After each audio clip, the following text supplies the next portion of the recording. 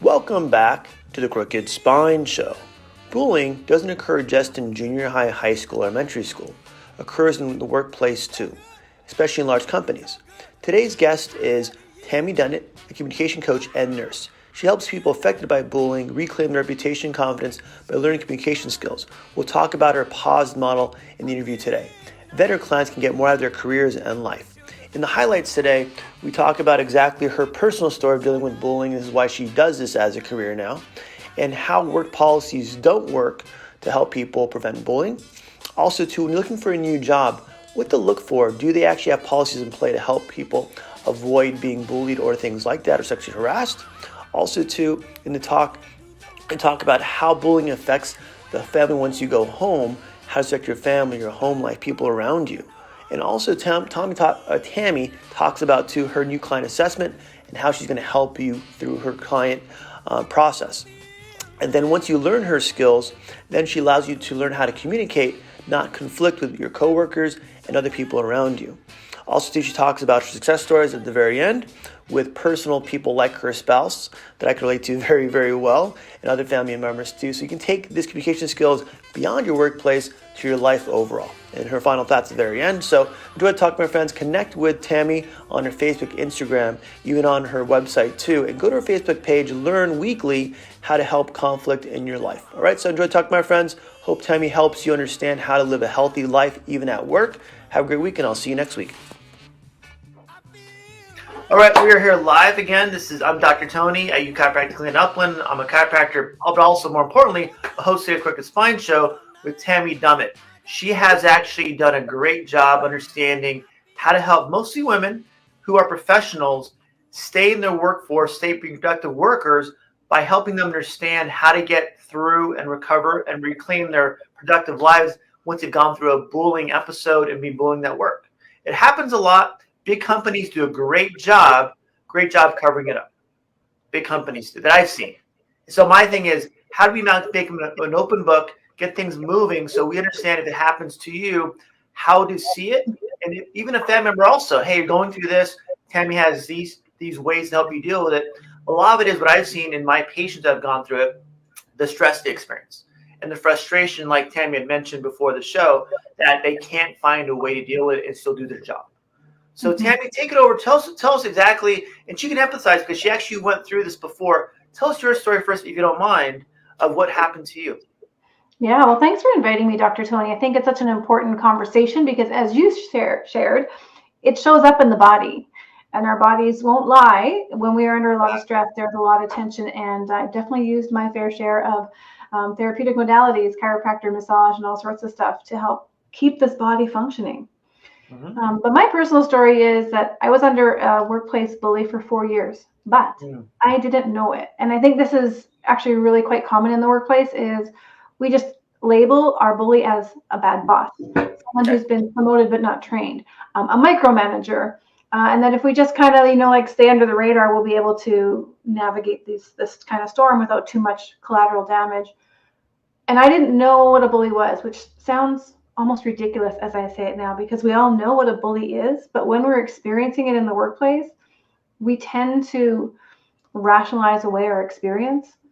Because, look at all the TV shows, the sarcasm that's used, the passive aggressiveness that's used, and things that we laugh at or, we don't recognize as bad behavior.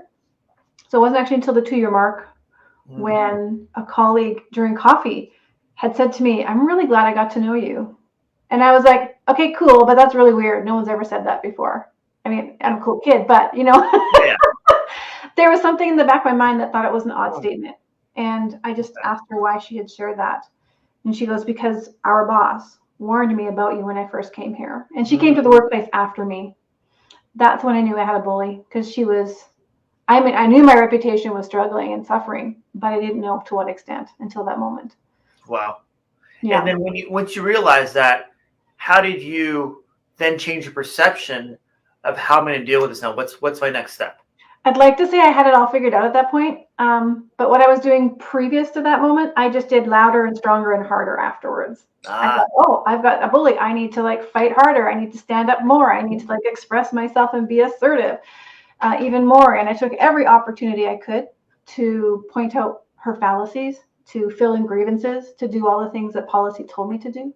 Policy meaning the work, the company's ways they deal with HR, with how to get through it, how to make sure it's documented properly, things like that. That's right. Followed all the processes. Everything that's available to you, you should follow, but it didn't change anything because the problem was between us. And the only solutions that were offered were two: medical management, which, as you know, our bodies need medical support, but if we can get upstream to prevent that, fantastic. So it was stress leave, sleeping medications, anxiety medications, antidepressants. And then there's the organizational management of remediating the problem, AKA me, the employee that has a voice and is speaking up. So the solutions were not actually dealing with the problem that me and her had. So it wasn't dealing with the root cause of the problem versus, hey, this is an issue where we're not on the same page. Why am I being, if you want to call it, the guilty party versus can it be also upper management to where, okay, is there something there that not only because I would think if I am this head hunch of a company, I have a problem with someone telling me my management is a problem. I want that fixed because that's going to affect everything down the line, everyone else around that person is involved in versus that employee saying what's going on. Yeah. And here's the problem. I mean, organizations are trying to be receptive to this, and they have policies and procedures and workplace of respect and whistleblowers and anti-bullying policies. But all that education in the world isn't actually implementing change because people don't know how to have hard conversations. Got it. Okay. When I went through my situation, I knew the answer had to be between me and my harasser. And I was asking for mentorship and I was asking for people to support me. And how do I have these conversations? But everyone would say, it's not my job. I know what's happening, but I have no power to do anything. I kept getting all these messages that there was nobody there to support me. And I want to, here's what I'm going to say. It's not their fault because they weren't trained how to do it. They didn't. Here's the policy, right? Here's what we say we do. We don't actually do this. We don't have this. We don't know how to act this out. We don't know how to actually apply this policy. Yeah, no one's taught how to have a hard conversation or to mentor to somebody and say, let's role play this out and see how this could work. And let's give you some tools in your conversational strategies to maybe approach it from a different angle. It's all about, it's somebody else's job, whether that's HR or it's a grievance department. It's like, it's compartmentalized out, but it's a holistic problem. There's no accountability at that point. No, not really. And if you're telling me someone's saying, go on stress leave, take medication for sleeping, you're making the employee now, if you want to call it less healthy, less quality of life. Is that going to make their productivity better or worse? You're almost not even banning the problem, making the problem even worse. Yeah.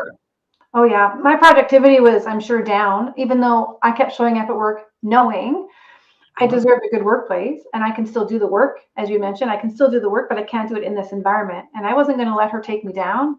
But let me tell you, she took me down and I didn't even notice it because I was too busy fighting for what I thought was right, that I didn't see that I was actually suffering. Mentally, physically, the body was just wearing itself out. Okay. Yeah, it wasn't until one morning I went to get dressed, I looked at my closet and I crumbled and I was crying and I was shaking. And I called the doc and I said, I can't come into work. I was hyperventilating. And he just said to me, is today the day? Meaning, will you take the antidepressants now? And I'm like, I said yes, but when they came to my house, I did not take them because I don't believe that was the answer. Did I need it? Probably 100% at that point. I still refused because to me, the answer was in the relationship and not about medicating me to make me numb to the harassment, which has become the norm. And what I like is that hearing your story and now being a voice for women especially women that need this help, gives them that accountability. Hey, I have someone on my side that can help me walk through this. Doesn't matter where I work or what company I work with or who my boss is. I now can get the steps to deal with it, not so it doesn't affect me personally, my personal health, but also hopefully make me also still be productive and help the company understand this is a company-wide problem, not just a one-on-one problem. Yeah. I had nobody. I would have loved it if even just one person could have validated my but there was nobody. In fact, so it was my direct supervisor I was struggling with. to go above her, that person would cancel my meetings and always make me go back to my supervisor. And I would say to her, like, this is the reason I'm coming to you. I'm looking for Yeah. mentorship. I'm looking for guidance because I'm struggling and I didn't Mhm. have support. It's one of those things to where they just didn't want to deal with it, and they said, "Well, we can." Is it something to where you probably see this more in common too with other people? Is the big picture is, hey, that person is replaceable. Let's worry about the company. Let's not worry about the person. I'm not here to mentor you. I'm making sure my job is secure, my retirement secure, so I don't have to worry about other people. Is it something to where people should look for jobs that you walk in the door saying, being transparent, like, hey, look, I'm looking for mentorship. If there's a problem like this, if it's happened in the past, how do you normally deal with this? Is something where it's more open book question when you go for a job employment, or how does that work? That's a really good question. I think when people look for new jobs, they're really hesitant to talk about their experiences in the past. Okay. I certainly was. And my job was with the military, so I couldn't just quit. Mm. Just so you know, Oh, wow. it was a 6-month request to leave. Like, would you please let me go? And I'm going to be here for 6 months until you say yes. So Wow. it actually was 4 months into that process. And every day I kept insisting I have a safe workplace, to the point that I was actually working in the library, not even in my office. And they would phone me every morning to make sure I was there, which was insulting, but that's another story. Because I thought my work ethic could speak for itself. But so when you go for a new job, it's a really tentative topic, right? So how do you find out you have a culture that's safe, that's going to be mentoring you? I wouldn't bring that up specifically. I would just ask them, what do you do when, as opposed to say, I struggled with this. What do you do when a colleague has an issue with somebody? How do you guys deal with it? Good. Good. Especially if they're coming after you, recruiting you. Okay, now I'm my balls in my pocket. At that point, okay, now I want you to hire you. You want to hire me, but I want to make sure I'm here for the long run. I want to help not only mentor others, but also be mentored. And Mm-hmm. is this by these standards a safe workplace? Yeah, that's a tough conversation to bring forward. And I think I do have a video on YouTube. So I have a Good. nurse minder station, and on there I have what's called Start Positive.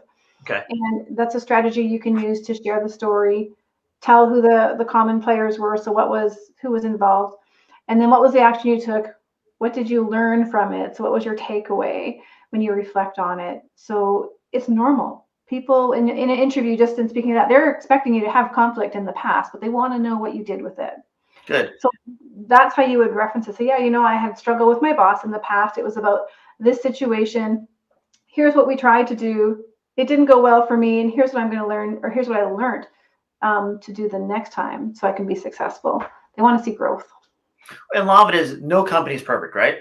No. No relationship is perfect. Every relationship every company is a department of people that are coming from different parts of the world, city, lifestyle, economic, everything. So how do you now blend that together to make it a better situation for everybody to be productive in that company? But when you get to the point where there's, for example, racism or sexism or harassment, Mm-hmm. that should be policies in play just for the company's liability sake alone, and also someone to enforce that to be accountable for. And when someone's not accountable, they go, "Oh, we have it, but we've never really dealt with it." Mm-hmm. And Yeah, they I do probably dealt know with it, but probably in a negative way of, let's fire somebody, let's let somebody quit. that's a reality, right? Mm-hmm. So that is definitely a reality. If the CEO and the management is not interested, then you have to make a decision. Either you stay and you find a way to stay within this context where you find racism, sexism, harassment, or you leave and you create your exit plan to go. Sometimes that decision is made for you because they come to you before you get to make that decision. That's unfortunately the Mm-hmm. reality in some organizations. I know in the States it's different than in Canada, and each state is different as well in terms of where they're at in terms of protecting the employee. Work to rule states versus the others. In Canada, we do have a lot of policies to protect employees, but mostly unionized. Non-unionized private places, they don't have the same. It would take an employee taking them to court, and that's an awful lot of effort, investment, and time and money. Well, a lot of it is, I think, like you're saying too, if you're proactive about it and can read it off the bat correctly, then you're on and I'm called the offense, but you're now you're going how you want it to go versus letting them come to you. Hey, look, you have 2 weeks to clean out your desk. Mm-hmm. What happened? So you're avoiding that defensive mechanism versus going, okay, I see it coming. This is what's happening. Let me talk Tammy, take care of this. Yeah, every step is a choice. And I think that's maybe something I didn't know before, because before I was too busy trying to make her see me as valuable, because I knew I had that. I was definitely a good worker, but my efforts were focused on changing her. Got It's it. about what can I do in this moment to choose different, choose better, choose me, right? And So, your experience too, how many people have you worked with where the boss is actually, the person who's harassing or bullying has actually changed? oh, a lot. Good. So this is fascinating. I'll share with you a quick story. When I took a bunch of nursing students into a clinical practice, so a student in a hospital is like the lowest priority. They don't even count, quote unquote, right? You're They don't free have labor. any, Yep. yeah, they don't have any pull. They were having real challenges with a healthcare aide. So now a healthcare aide is again healthcare aide, nurse, manager. So they're not Yep. at the top of the hierarchy either. But in terms of this placement, this healthcare aide's permanent staff. And she would make these comments that would make my students fear her. So they wouldn't actually come to her for support. They would go find somebody else down another wing and pull that person off away from their patient load to come and help them. This person, after I witnessed this comment that she'd made, I talked to my students, I talked to the staff, I gathered my information, and then I approached this person and I just shared with her. You know, I noticed in the report you said this. Do you know the impact that's had on my students? Zero insight. What she said was so offensive, I couldn't imagine anybody else not being offended. So once I shared that with her, she was incredibly humbled. She felt horrible. She went and apologized, and she made herself available. Like she was over. Like, I'm here for you. I want to support you. She had no idea. Most of the time, they don't, Well, it's something where they just don't see it. because nobody has told them before. What? Because we're in a culture where if you have nothing nice to say, don't say anything at all. That's how we're raised, right? Got it. And that extends into the workplace. When I went through my own bullying experience, I was told, if you file this paperwork, you will look like you're the problem, right? So don't say anything if you have nothing nice to say. Intimidation factor also. I guess by definition, potentially, but I think their intention was to help save me and keep my reputation because of that, you know, how we're raised. You need to look like you can get along. It's a performance check mark on your yearly evaluation. Yeah, and hopefully at this point, being 2021, have things started to change, say, in Canada and the US, or are things still hush hush? It's probably both. I'd like it's moving. I'd like to think it's shifting forward. But it takes people using their voice. If we continue to stay silent, if we continue to recognize or to ignore the signs like I didn't know them. And I think that's a lot of what we have to do now is educate people on what are the signs of bullying. But more importantly, the difference between a bully and a bad day.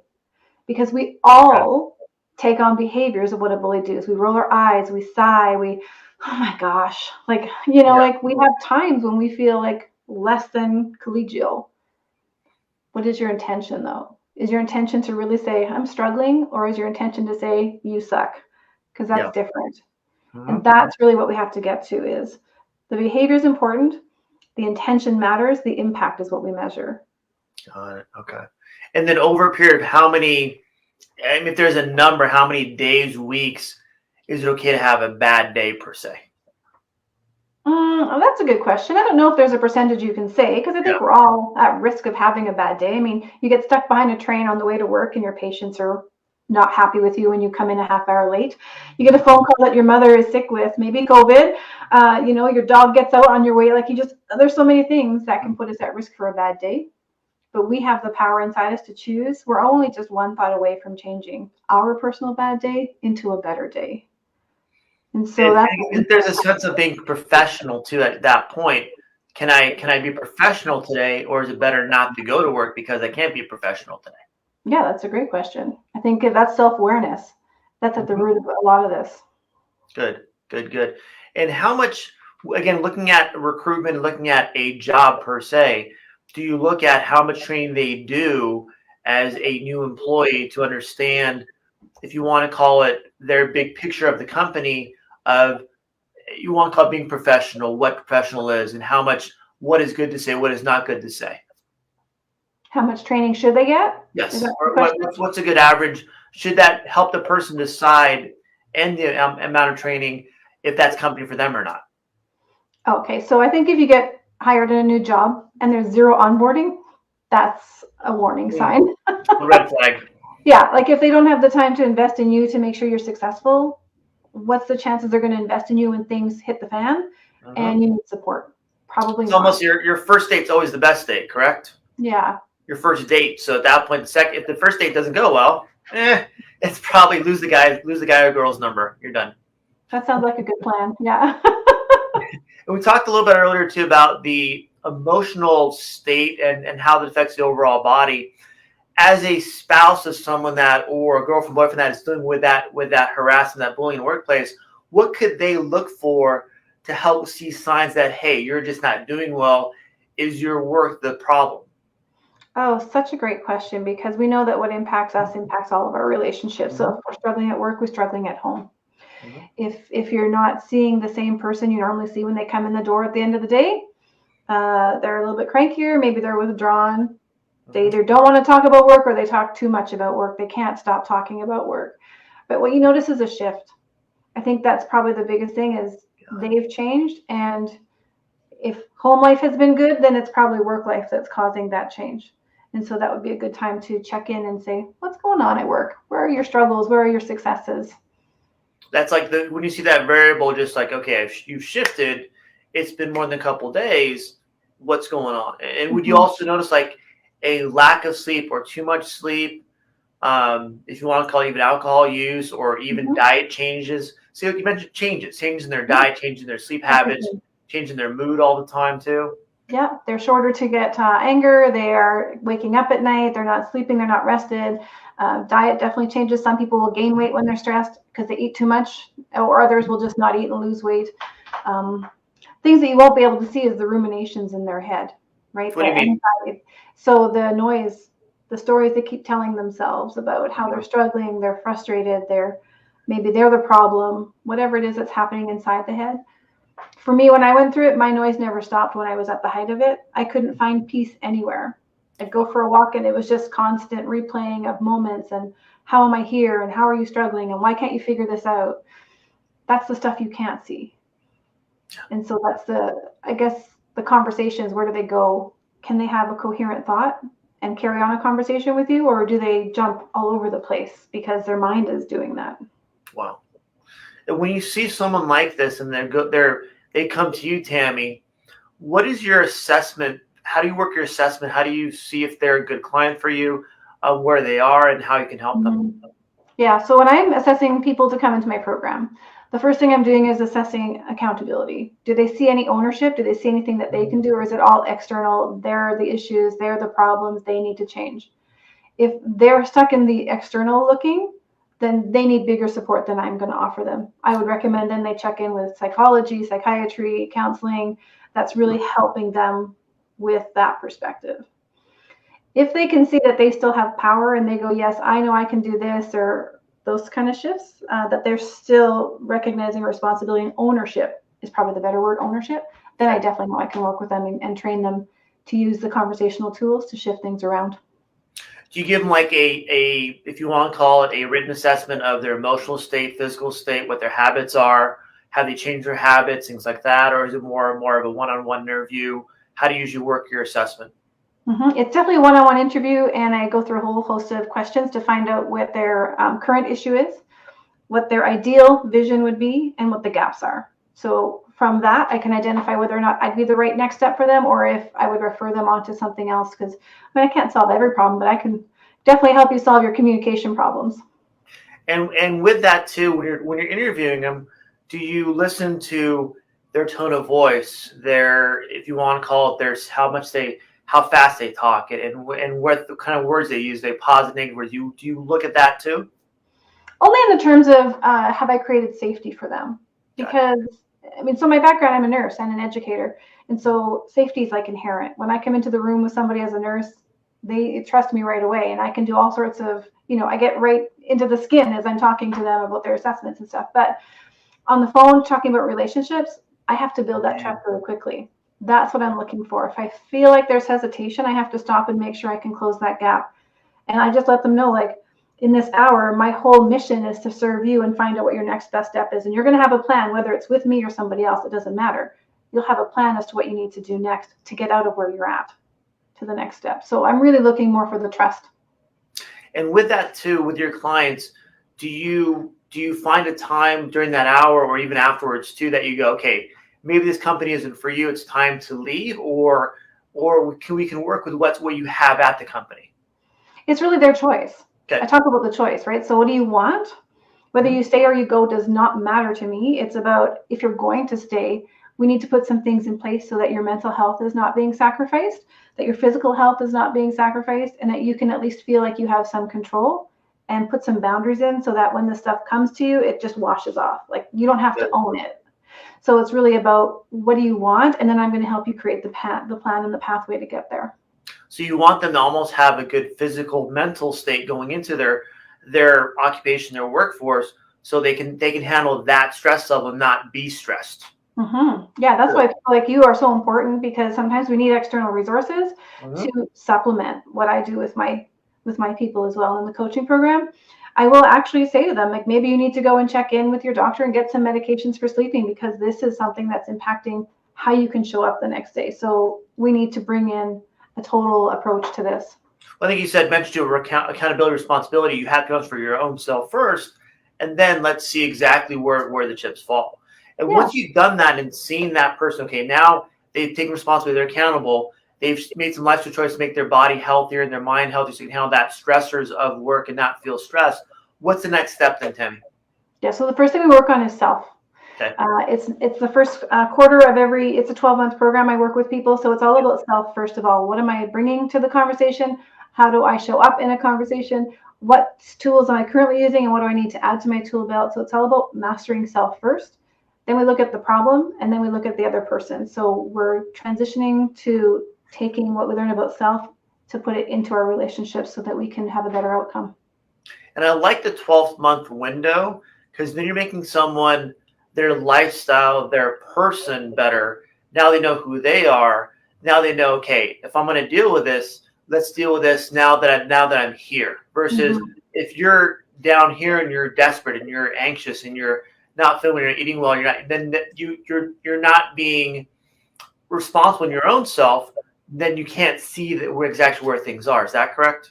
Yeah, you got to take care of yourself first. It's the priority.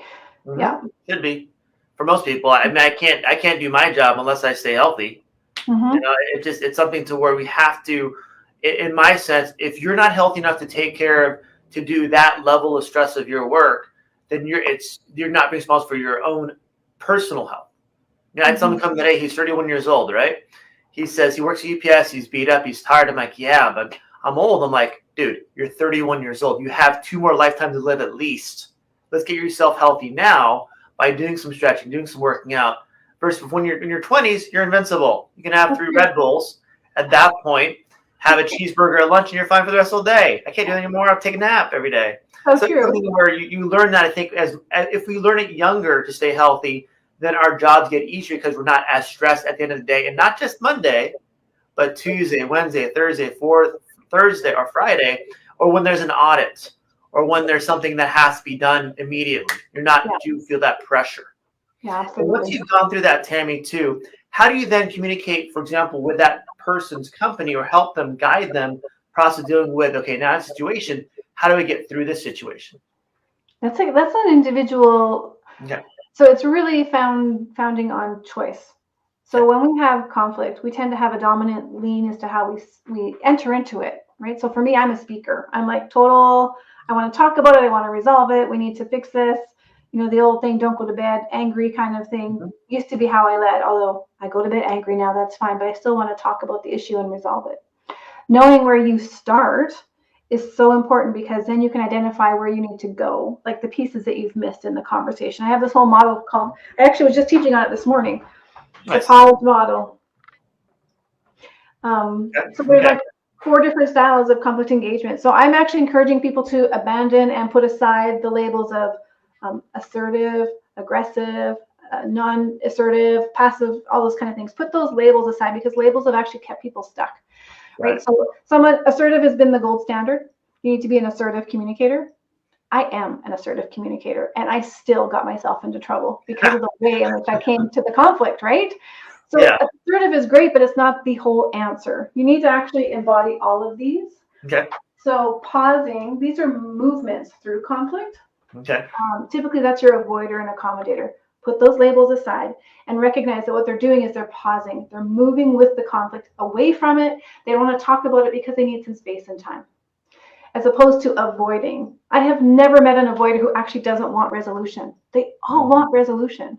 But when you label someone an avoider, you already take away that opportunity for them to come back to the table. That strength, if you want to call it that, yeah. Yes. So the strength that they're doing is they're actually removing themselves and decreasing the emotional energy that they have right now by pausing. So that's kind of what they're doing. This is like really brief. Yeah, good. The second is asking and understanding. That's typical of the indirect communicator. So those who hint and hope, like, oh, look at what time it is. You need to go. But we don't say you need to go. We go, oh, look at the time. I gotta get back to work. We're hinting and hoping that you pick it up. Yeah. And instead of calling them indirect or passive aggressive, recognize what they're doing is they're asking and understanding. That's their movement through conflict. Their dominant movement is, I need information. But they don't want to be direct because they want to make sure you still are okay in the relationship. You don't want to put the person on defense mode, correct? That's exactly it. It's called saving face. That's the whole, if you have nothing nice to say, don't say anything at all. So I have to hint at it because I wasn't taught how to say something nice in a way that is direct. Speaking, this is me. This is the one who's like attacking the problem or moving straight towards it. We're going to talk about it.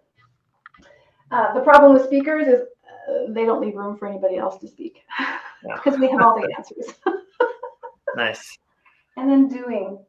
These are the people who are solving the problems, but they don't have to talk about it, right? So someone at work says it's cold in the office. They actually bring you a heater for your desk. They change the thermostat up a little higher. Oh, yeah, right. That's it. Problem solved. I don't have to think about it. You told me the direction. It's not that hard. Yeah. I got the details. Yeah. So there's these different styles, and I really just encourage people to abandon the labels and look at the movement because every successful resolution goes through all of those stages. I like it because you're giving people action versus just thought. Yes. And we have a dominant. I know I'm a speaker. So if I want to resolve conflict, I have to not speak. I need to pause. I actually need to go into my weakest area and make space for somebody to hear what they have to say, to get curious, ask the questions, and then I can share my thoughts. And then we come up with a plan to do, and we have to follow through. But it's all movement through. And if we focus on movement, we can get to resolution faster. I think a lot of it is you're saying too is once I understand, like you said, you're more of a speaker, my strength, okay, how do I now bring that volume down a little bit, give people a chance to understand, chance to pause, and then we can work together to get this thing taken care of so it's done. Yeah, and the craziest thing is this has all the answers. We have all the answers in us already. So if I'm pausing and I'm moving away from tension and conflict, and I'm in conflict with someone who's a speaker, I already know, like we have this in all of us, we're in every quadrant, we know it. I already know that as a speaker, what I need to be is validated. So if I'm pausing, all I have to do is take that speaker and validate what they're sharing with me, and I will decrease their tension, and I will drain their ideas out of them, and then they will have space for mine. But it takes me knowing this stuff. Well, you're giving someone the communication skills like you mentioned earlier, to now understand, but also now how to let the other person listen to you to understand your side of the story also, so you're both understanding each other. Yeah. And that's the greatest thing is we have all been in situations where we've walked away from conflict and moved away. We've all been in situations where we needed more information to feel certainty, where we've felt comfortable to share, and where we've just solved. And because we know all of these quadrants, we know what the other person needs. And because we know what they need, we give that to them first, and then we get towards resolution faster. You're not just a workplace harassment helper. I'm going to say family therapist, couple therapist, everything. Everybody, alone. Make sure you trademark that and copyright it because that's perfect. It is. Yeah. But this came from reflecting on my own journey. So this isn't just something that I came up with academically. Yeah. It was going back through my own journey of not seeing the signs. How did I engage and how did that contribute to the problem? Because it absolutely did. Right. I never went to pausing. I never went to asking. I was straight in speaking. You're going to see me. I'm right. You're wrong. I was just always in assertion, and assertion didn't work. Which is why I'm on defense mode. So that point, like, hey, look, we're just not going to deal with this. You're way too high volume for us. Yeah. It's just I was doing what I thought you're supposed to do is be assertive, right? Yeah. Stand up, speak out, right? And it didn't work out. And so I had to ask myself, why? Mm-hmm. Right? I'm doing what tell me that's not working out. Why? And then as I went through my recovery journey, so this is multi-years. This is not just overnight. Okay. I studied lateral violence, workplace bullying throughout my master's of nursing, while at the same time I was teaching communication skills. So I was blending all of these three together. And in the reflection, this is what came to me. And like every successful resolution I've had, every single step has been a part of it.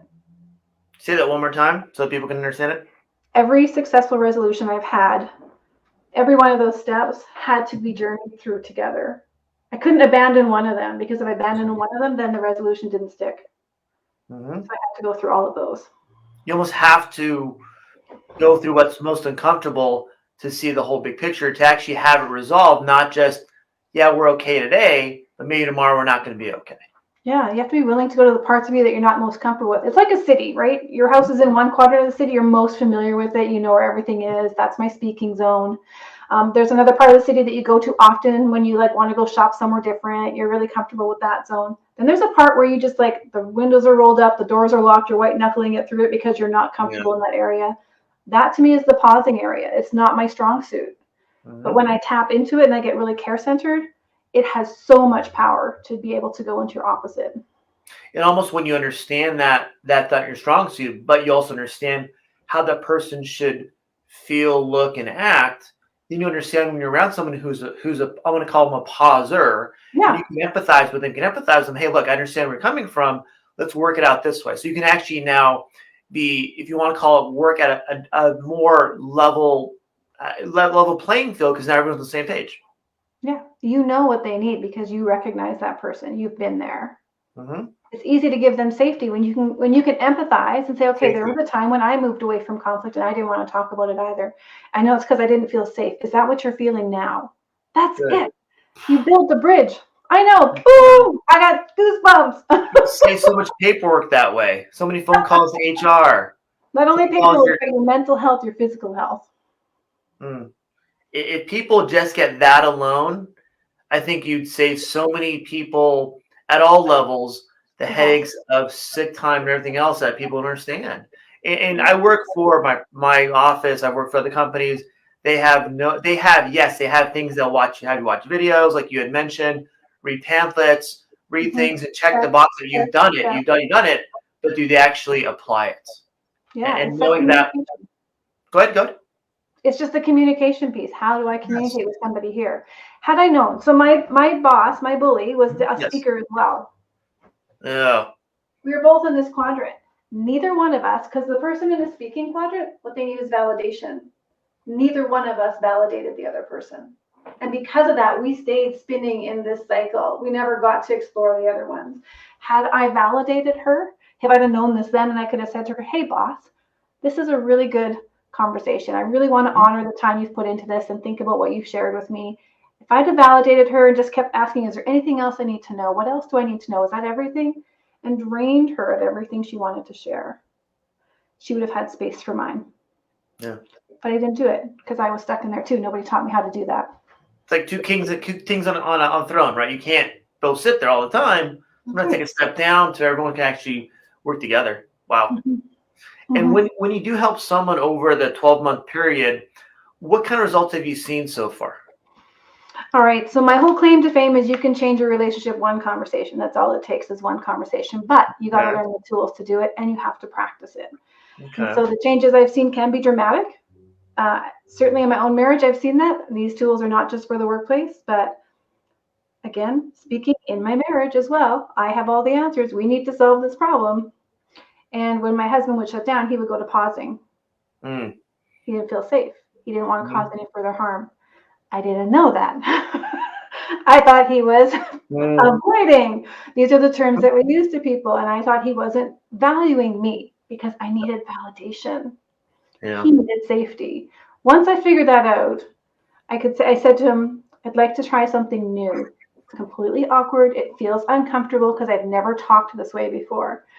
But I simply opened up with what I teach is called perception checking.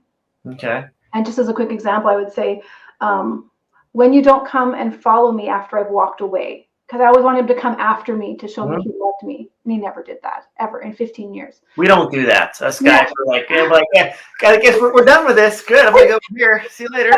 Exactly. So I would say, when you don't come and follow me after we have a fight, is it because you don't love me? Because that's my truth. That's my story I'm saying. Or is it because, and I had to come up with something else, it stretches my mind to open up to possibilities. And so I can't think of what I said then, but let's just say, is it because you're too angry and you're afraid you're going to say something that hurts me? Help me understand. Yeah. And because of that shift, his defense is lowered. He came and he sat on the bed and we had a 2-hour conversation, and I learned so much more because I chose to park my thoughts and come into, I need to just take a moment here and understand you. I need to ask some questions so that we can share safely, and then we can come up with a resolution.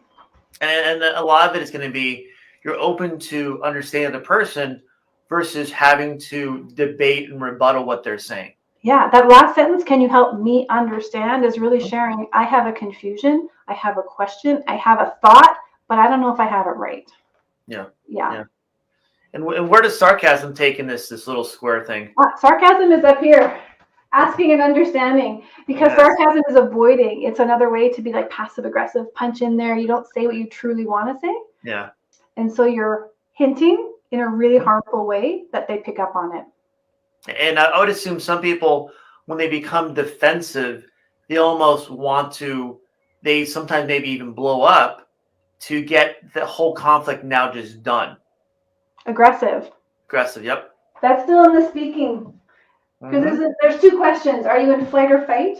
This will tell you if you're walking away from or moving towards conflict. And are you talking about the issue or not talking about the issue? Wow. That's great. Yeah, so the aggressive is over here. They're in fight mode and they're talking about it, and you're going to hear me about it, and you're the problem, and you're going to solve it. Yeah, that's still in the speaking mode. Yep. Wow.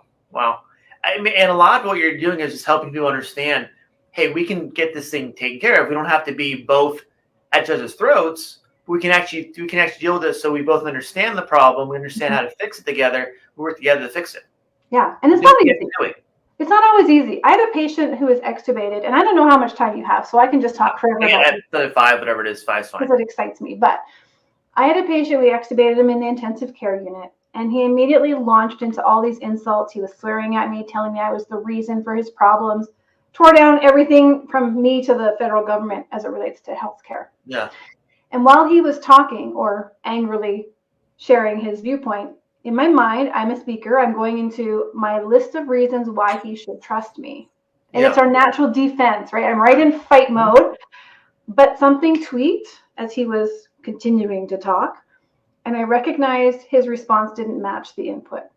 That shift, just saying to myself, this doesn't make sense. Why is he mad at me? I'm here to care for him. I've been helping him. This didn't make sense. I immediately went to the pausing. Got it. And I had to park. Like, there's a lot of things that happen in that quadrant. I had to park my perception and get really curious. And what I found out through asking him questions, I mean, I agreed with him. I said, hey, listen, I don't want you to stay here either. I also want you to go home. The sooner the better. But I also want you to go home safely. So I could agree with my critic, with his perspective. But through the conversation, I found out that when he was younger, he had broken his jaw. And he had been wired shut. And during that process, there were several times he thought he was going to die on his own secretions. Being intubated felt just like that. Oh, gosh. But I didn't know. So when he was extubated, he thought we were trying to kill him, right? He felt like we were trying to hasten that foregone conclusion. Hearing him, validating him, letting him have that moment where he could share that. 4 hours, 6 hours later, he was discharged. He was shaking the hands of every single person that he saw on the way out and thanking them for their care. Wow. His mom was like, what did you do? We just gave a bunch of drugs. I've never seen him like this. That's what she said to me. And at first I said I just listened because I didn't know what I was doing at the time. But now I know. I had to suspend my thoughts and I had to really get into this process. You show that you cared by not talking. By engaging, by recognizing, by asking the right questions of why you're having what's going on. Yeah, but I can also agree with him, right? Like, he's like, I don't want to F and be here. I want to go home. I'm like, cool. I don't want you here either. Like, we have the same goal. Yeah. Different reasons, but we have the same goal. Now, how do we get you there safely so you never have to come back? Because I don't want you to come back either. I think part of when you care for someone, it's listening to understand, so they understand that you care about what they're actually talking about and what their goals are at that point. Yeah, absolutely. It's just Yeah. a caring connection, right? My three values are caring, connection, and curiosity. If I'm living in those, I know I'm doing really great work. When I'm Mhm. off of those and I feel like I have to defend or I'm, thinking about something else, I know I'm not doing my best work. So if I can get back to that, I'm really good. Wow. And with your expo, I saw on your website too, your link to that. What is the expo about? So the expo we just wrapped up. Okay, good. How'd it go? It was fantastic. We had 600 people sign up. We had 20 speakers talking about everything related to leadership and communication. The sessions were so rich. You can still buy a ticket post and get all access to all the 20 sessions and their downloads. There's over $5,000 worth of programs and downloads that were offered. I don't know if there's some limits on some of them, so they may not all be available. But yeah, you can still get access to all the sessions, which have been fabulous. See, I'm 47 years old, and my best, if you want to call it, be successful in practice, was not going to school, was not learning where the nerve goes from the neck down the arm, the hand, blah blah blah. It's about learning how to care for people through communication. And when I have my interns in my office, and I go to the classes and go talk to interns, the medical interns, a lot of it is communication, communication, communication. How do you show you care for someone by your, what would you call that behind you? Is that a Foursquare? What do you trademark that? That's my paused model. Pause model. Paused model, yeah. PAUSED, because every letter's there. PAUSE is for engaging, exploring options, and D is doing, yeah. So your pause model, if someone knows that and learns that and uses that on experiences and practices that, that's really, once you have the degree, the certificate to help somebody, that's all you need in any field out there, or any relationship would help you be successful, correct? Absolutely. I think so. Absolutely. Listen, my husband came in the door the other day. He goes, "Why are your socks at the front door?" Seems like benign, right? Yeah. But I laughed. I'm like, "Oh, he's in this quadrant. He's in the fight. He's talking about it directly." And I kind of chuckled to myself because I knew exactly what he needed. I just have to validate your concern. Right? You're like, "Yeah, I get it. You don't like the socks on the floor. It makes you feel like you don't keep a clean house." You get versus the reaction of, "Hey, why are you yelling?" Blah blah blah. So that's Yeah. You're, like I said, I could have been like, "Over there. That's where I put them. That's where I leave them. So what's the big deal?" I could have been defensive, but I knew what he needed. You're helping more than just people in the workplace. Helping people to understand how to solve problems in general without having to go to war with every time you solve a problem. That's right. Yeah. But to feel safe doing so in a way that's still, so you can have a difficult conversation with confidence and in a way that still keeps your relationship intact. That's the goal for me. It still shows that you care about the other person, but you want to deal with the situation or problem, whatever is going on. Yeah. Yeah. And you know what? They're not all successful. But they're more successful when you have the tools and the strategies. Again, I'm taking my own personal notes so I can go home and actually practice some of these, and my wife's not mad at me every day. Great. That's right. There you go. Yeah, maybe I'll come back and do a full class for you one day. Yes. And Tammy, anything else to wrap up for our show? I think you've given my audience a great way to communicate, but also deal with I'm going to call it harassment and bullying combination, so they can keep themselves healthy. Then from there, keep their workplace healthy at the same sense. Yeah, I think my final words would be just know that you are exercising a choice in every moment. You are choosing the feeling. I know it doesn't feel like that. I can promise you I know, because I definitely have had some really negative feelings. I mean, I was diagnosed with anxiety, panic attacks, agoraphobia, afraid to leave my house. So like I was choosing all of that as a way to keep myself protected from the stressor. But when I chose differently, my life became different. So you get the power to choose every single moment in your life how you feel, how you engage, how you react. And that is your power. And if you feel like you are powerless, please contact Tammy. Let her walk you through her steps that will make your life, short-term, long-term, easier, and get back to where you feel comfortable and responsible and just living a normal, happy life. Mm-hmm. All right. So true. Thank you so much for having me.